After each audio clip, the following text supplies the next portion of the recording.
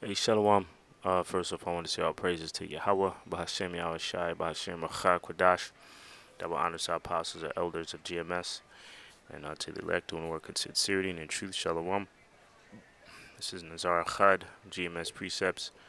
Real quick, I got two articles here. The first one here I want to go into is from the Wall Street Journal, and these are Ferrari employees, okay? And let's look at this is from the Wall Street Journal, mind you.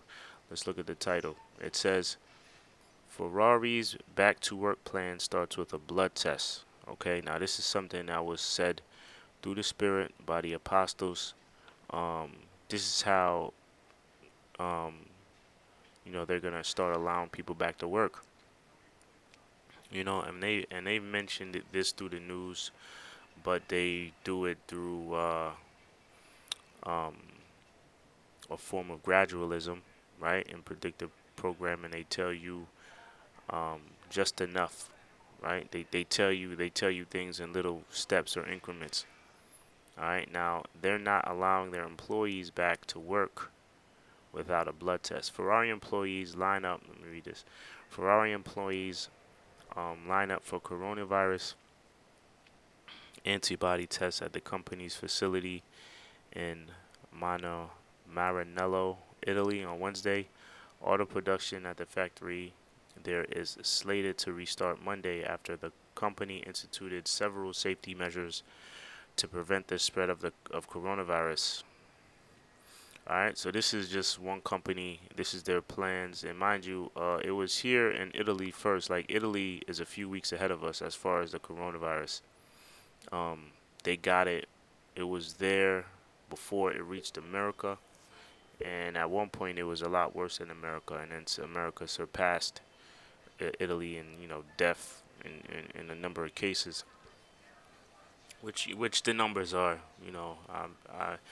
I went into that, and a lot of people on YouTube were going into how the numbers are skewed and they're just inflated to make people fear more. You know what I mean? So you just inflate the numbers to make it worse than it really is, right? So, um, but um, you know, Italy, they were a few weeks ahead of us. Italy, whatever happened in Italy, it would happen here in America a few weeks after. So now you've got companies, they're allowing workers back in, but they're what they're doing it through a blood test. The Italian automaker is among the first big companies to offer antibody tests to employees. So basically, whatever happens in Europe or whatever happens in Spain and Italy, they were around the same time. Whatever happens there first, it's just know it's going to happen or take place here in America, because right now in the U.S. they're starting to slowly open up certain areas. California, um, I believe Atlanta is on a list of they're slowly reopening again. Even New Jersey. In New Jersey, the governor of New Jersey, he said he's gonna start to open up parks. I believe starting May 2nd. All right, today's May 1st, I believe. May 2nd or May 3rd or whatever. He's gonna slow. It might be today. Today's May 1st. He's gonna open up some parks because parks were closed. So slowly they're so like I said, we're a few weeks behind Italy. So if they're gonna start doing this to major companies, just know when they start doing that here in America, when they start opening up stores in here in America, they're gonna start doing it. There's gonna be a good chance they're gonna do it by allowing you back to work by taking tests. Okay. This is it says Ferrari's back to work plan.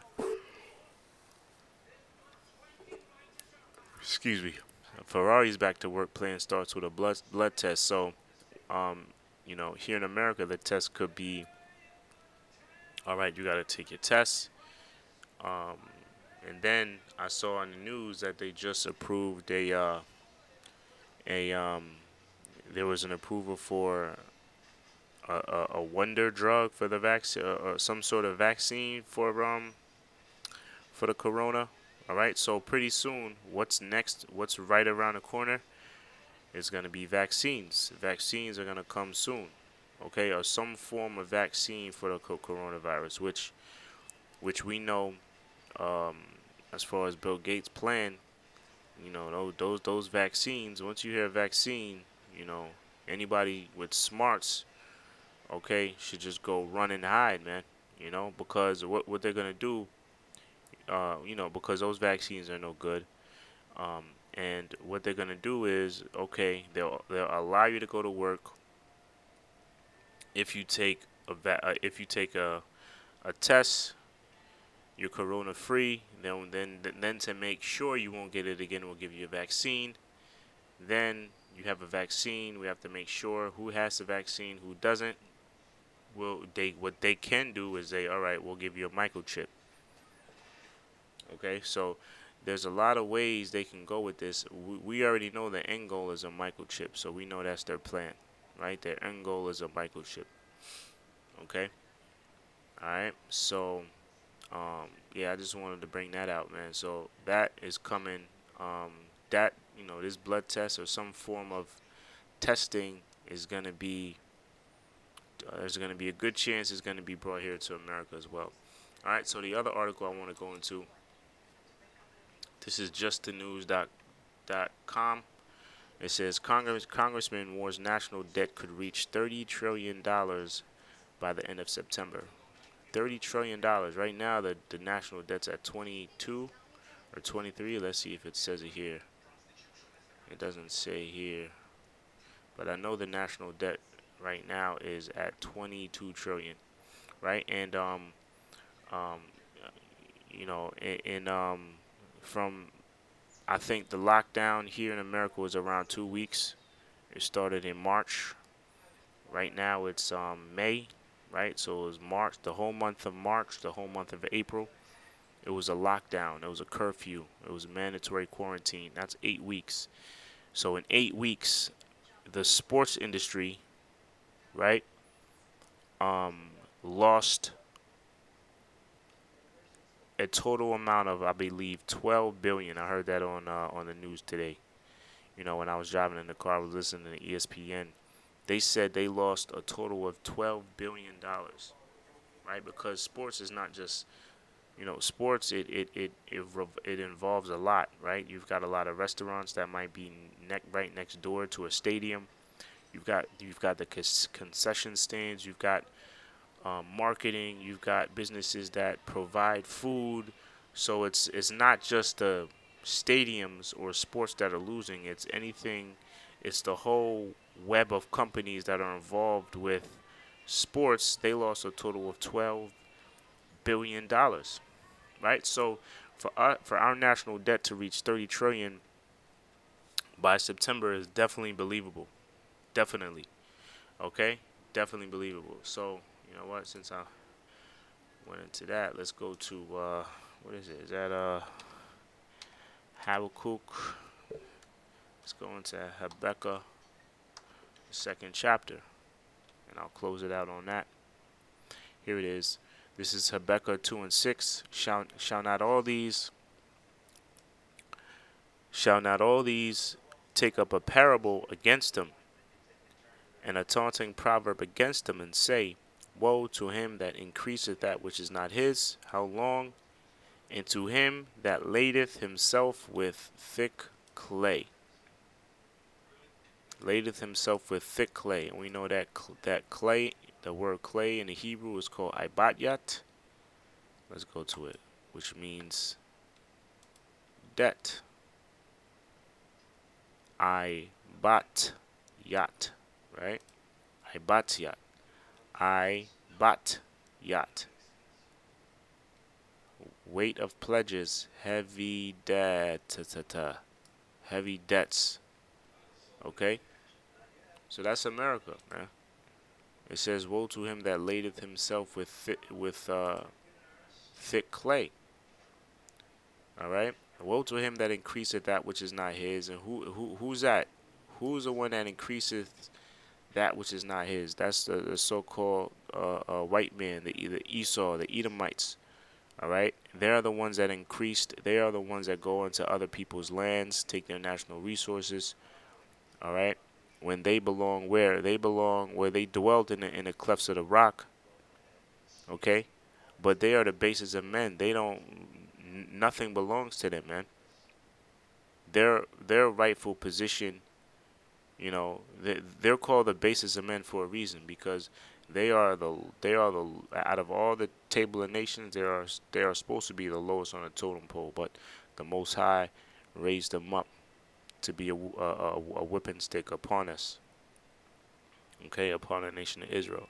But it says, "Woe to him that increaseth that which is not his, how long? And to him that ladeth himself with thick clay." Okay, ladeth himself with thick debts, and that's speaking about America. That's speaking about Esau, Edom. All right. So this $30 trillion debt right here by September, man. And you know what they're gonna do? They're purposely doing this.